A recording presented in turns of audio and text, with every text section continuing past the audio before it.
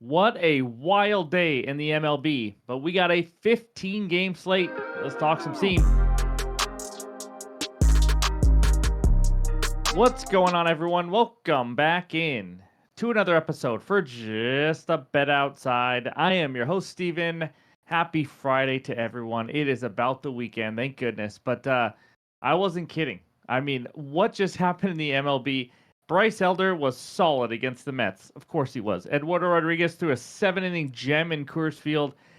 Bailey Uber driver outdueled or at least kept with Tariq Skubal, who only had 3 Ks. I think his line was like 8.5. And then the Nats and Lord beat Jesus and the Phillies.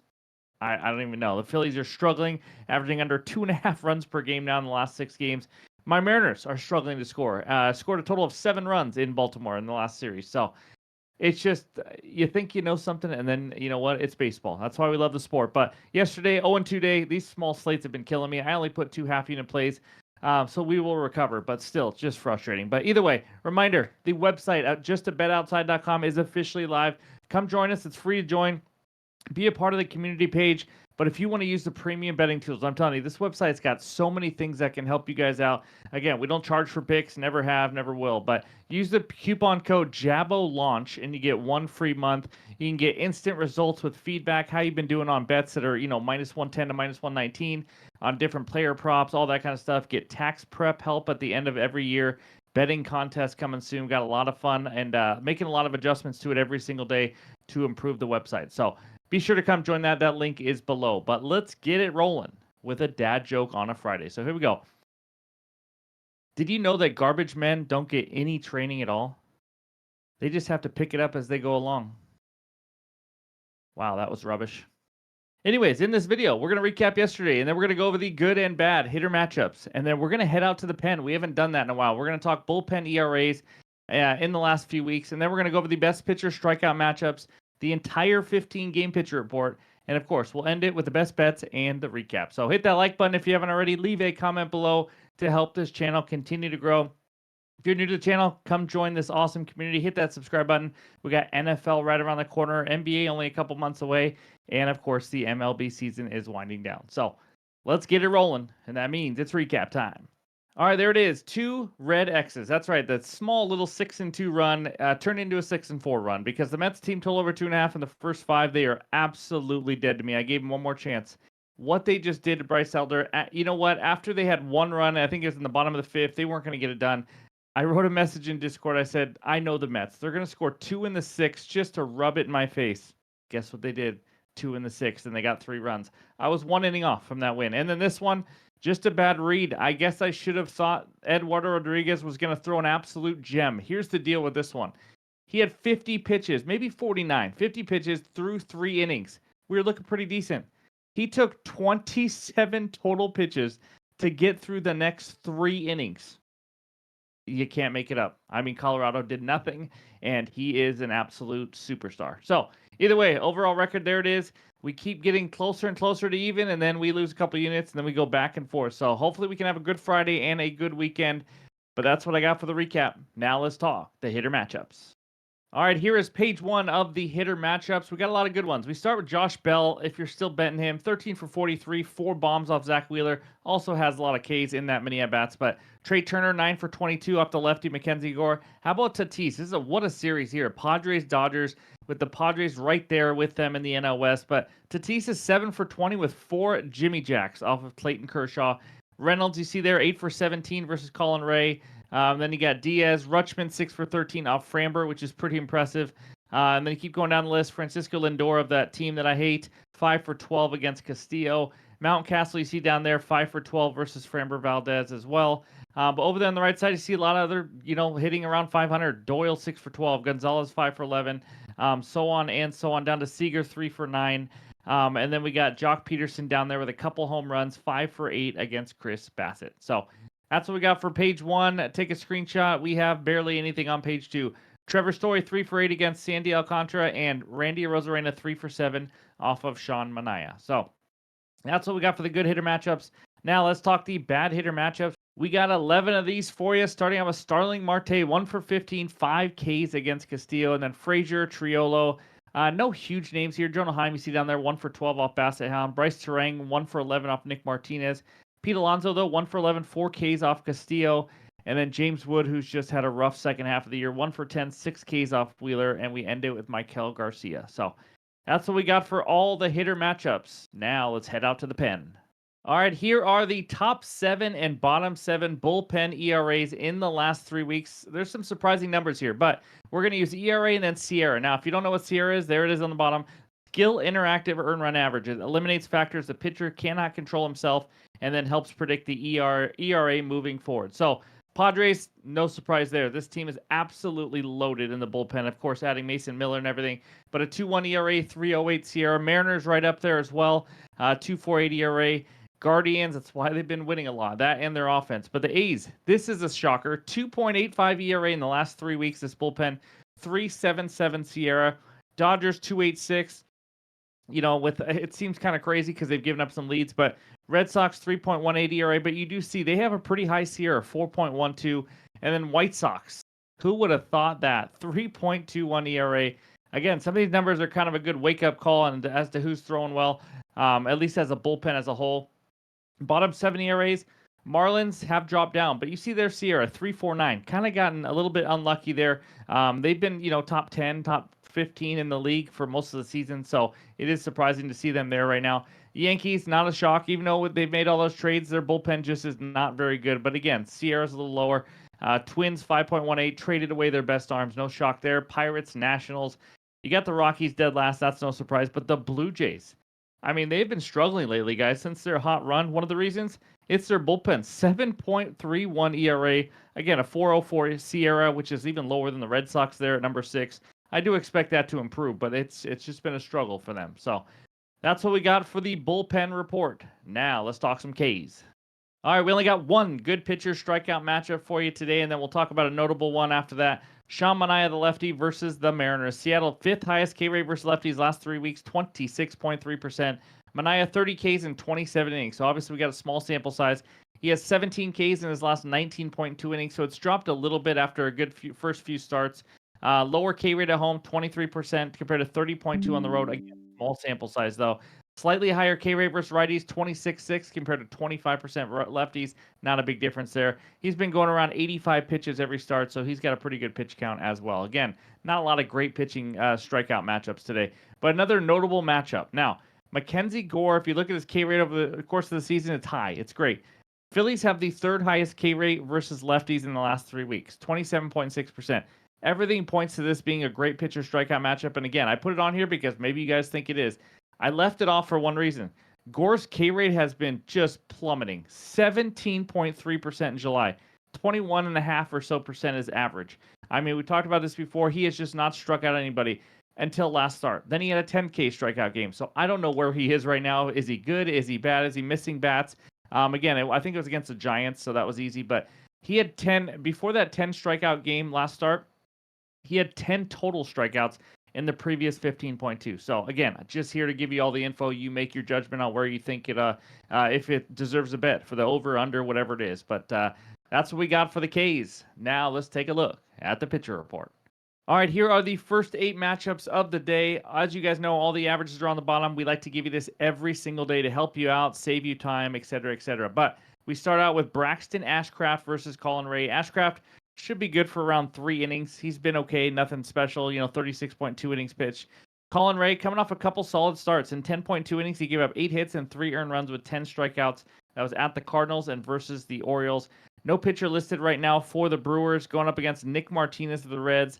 He's been okay lately, I guess, giving up a couple earned runs or less in 6 straight starts since his start where he gave up 10 earned runs versus the Marlins.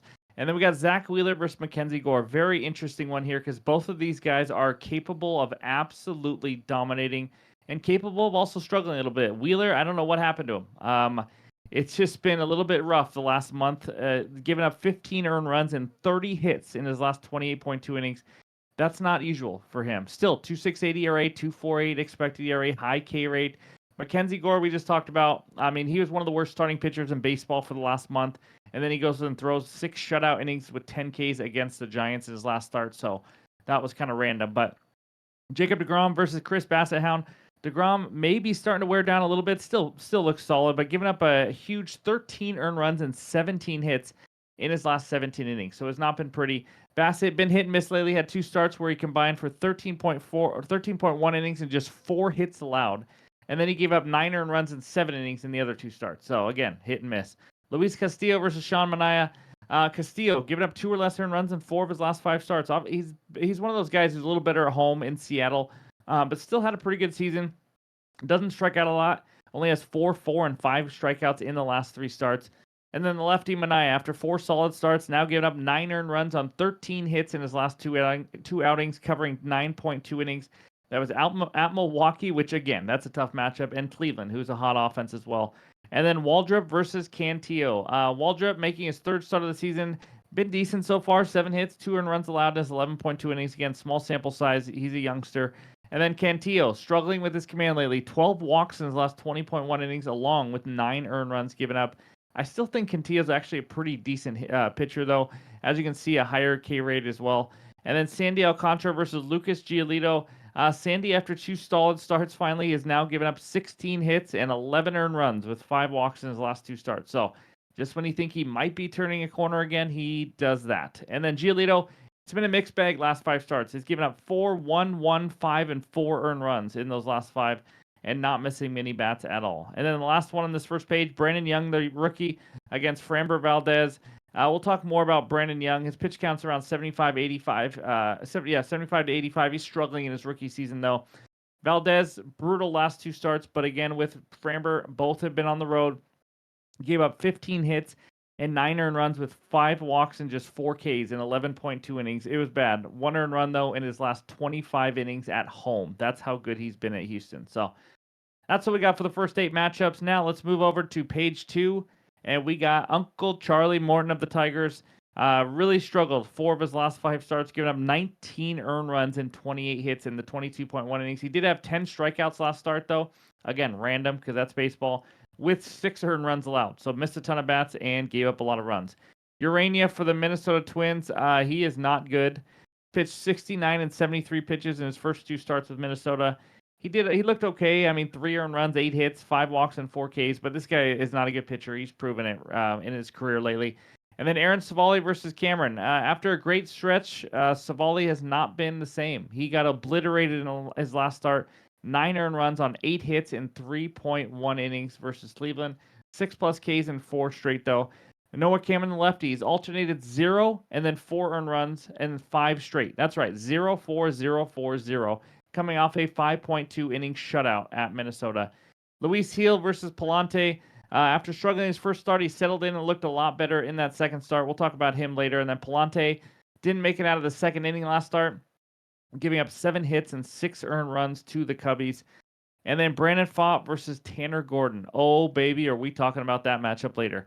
Then Yusei Kikuchi versus Jack Perkins. Not related to Sam Perkins, the big smooth for the Sonics. Anyways, Kikuchi giving up 3+ earned runs in 5 of his last 7 starts. Perkins stretched way out to 84 pitches all of a sudden last start.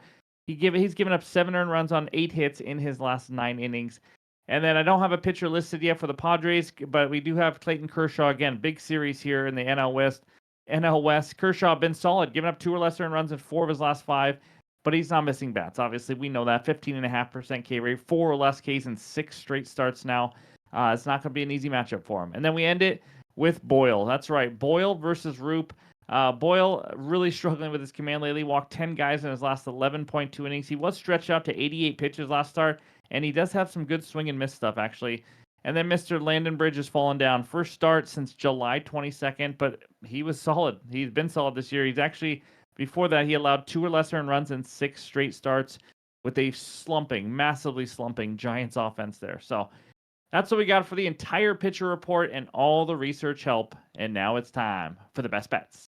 All right, this first one takes us out to St. Louis, where the Cardinals host the New York Yankees. Yanks on the money line -137, Cardinals money line +113 with a total of 9 runs. Now, I don't usually bet a whole unit on a K prop, but I'm doing it. Luis Gil over 4.5 Ks, -130 on DraftKings. I'm not understanding this line and why it's at 4.5. So Betting on Heel can be risky. We know that. It's only his third start of the season. I'm going to take a chance here. So let's talk about him. This season, in those 2 starts, he threw 77 pitches in his first start. He had 3 Ks versus Miami. Struggled with his command. And then second start, settled down a little bit. It got up to 91 pitches, which I would love to see. And against a low strikeout team in Houston, he had 7 strikeouts. Now, both of those are low K teams. In his first start, he had 4 walks, just 1 walk in his last start. You like to see that. I expect him to keep improving. Now, last season, because we're going to go over just kind of what type of pitcher he is, this 4.5 Ks line wasn't really a thing for him last year. He went over 4.5 Ks, though, in 23 of 31 starts. I'm buying low here. I think this number will slowly go up and up as he starts improving. He has the swing and miss stuff. We know that last season, 171 Ks and 151.2 innings. With him stretched out to 90 now, I do like this line. Facing the Cardinals offense. Usually you think, you know what, they're kind of a low K team. Not right now. Last 3 weeks versus righties, 5th highest K rate in the league at 24.3%. And then this lineup, it's different. Obviously, no Arenado in there. As you can see by this outlier screenshot, 6 targets with a K rate of 24% or higher versus righties. Ivan Herrera, Pajes, Contreras, Gorman, Sagesi, and Jordan Walker. All great targets here for him. In fact, the last 6 righties to face the Cardinals have all gone over this line. The first one, Chase Dollander.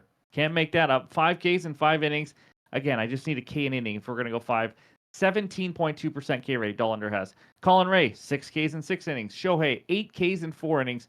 Ed Sheeran, 5 Ks in 5 innings. Last now, 7 and 7. Cease, 9 and 5. 6 straight have gone over. And when you include Ed Sheeran, Colin Ray, Dollander, those kind of guys, Luis Hill has better swing and miss stuff. So as long as he's not walking 5-6 guys, being pulled in the second inning because he has 0 command, I really like his chances here. So give me Luis Toe over 4.5 Ks as my first best bet. All right, the second one takes us out to Coors Field where the Rockies host the Arizona Diamondbacks. D-backs moneyline minus 186, Rockies moneyline plus 156 with a total of 11.5 runs. This is also not something I usually do. This total is high, and I don't think it's high enough. Give me the over 11.5 runs for a half unit here. This is crazy, I know, but again, it's Coors Field. I expect this to be at like 12.5 before first pitch. Let's talk just numbers in Coors Field. Rockies are over this line in 48% of home games, so it's pretty much 50-50. Before game 1 of this series where they went under, the total in Coors has gone over 11.5 runs now in 6 straight. Here's the run total in that. 21, 14, 16, 14, 13, and 33 baseball games, not football, averaging 18.5 runs per game. First game of the series, again, like I said, it was 8-2. Rockies couldn't get anything going against Eduardo. Still ended at 10 runs here because the D-backs got a lot done.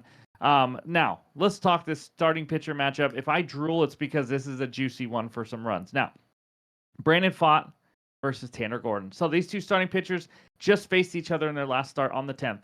Final score of that game, and it was in Arizona, 13-6. That's right. I don't know why Arizona missed an extra point, but they did. 2 starting pitchers with an ERA over 5 this season, and we're in Coors Field. Let's talk Mr. Brandon Pfaadt. Oh, Brandon, he tries hard. He really does. He has given up 27 hits in his last 3 starts. 27. He just gave up 11 hits to Colorado in that last start in Arizona. He pitched in Coors Field on June 22nd, gave up 6 hits and 4 earned runs in 5 innings. The only positive thing about Brandon really is his walk rate. It's low. So there's a compliment. But on the road this season, how about a 6.55 ERA? He has given up 20 home runs this year.